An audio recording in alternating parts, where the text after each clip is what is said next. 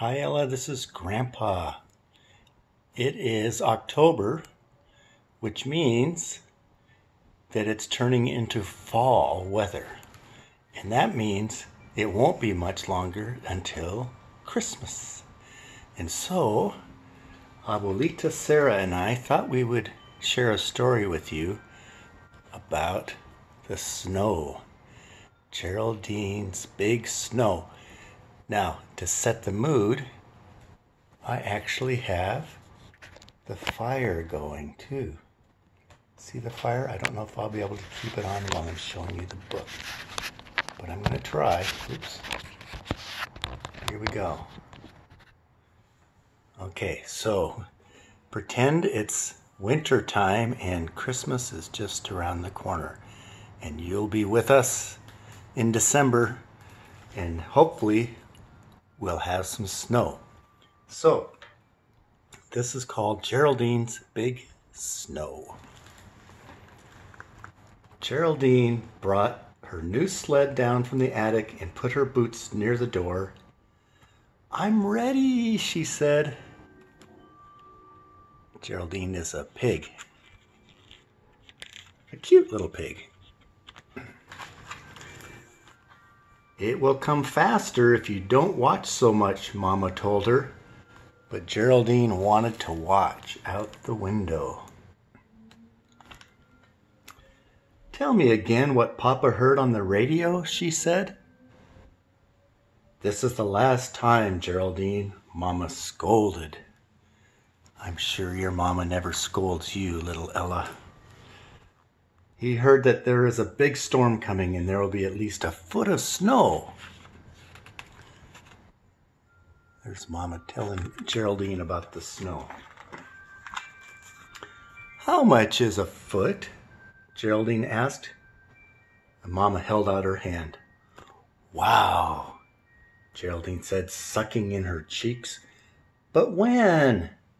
"Soon," said Mama.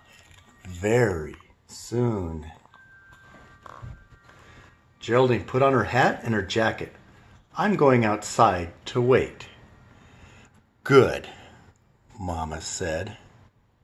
She puts on her hat, her gloves, and her boots. "Hello, Geraldine," said Mrs. Wilson, who was coming home from the market. "You bought a lot of apples," Geraldine said. Mrs. Wilson nodded. "It will be hard to go shopping when the snow comes." Geraldine walked along with her eyes on the sky until she bumped into Mr. Peters, who was coming home from the library.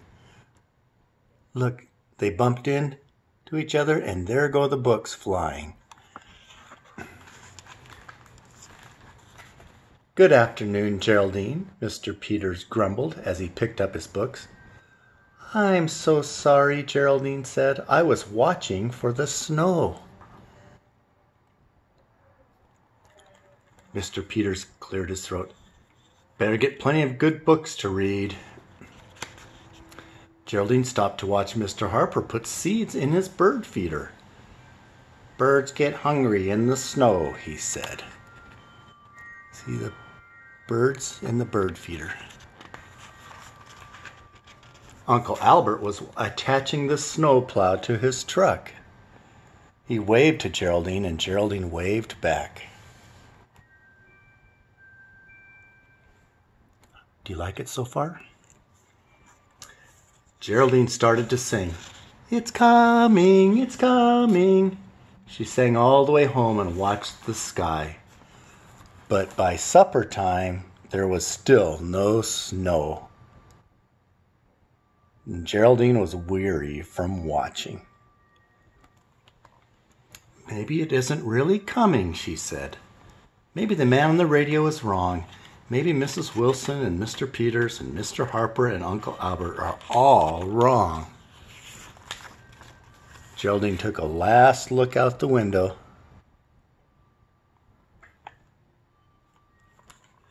And a star was hiding behind a cloud, and she watched it until she fell asleep.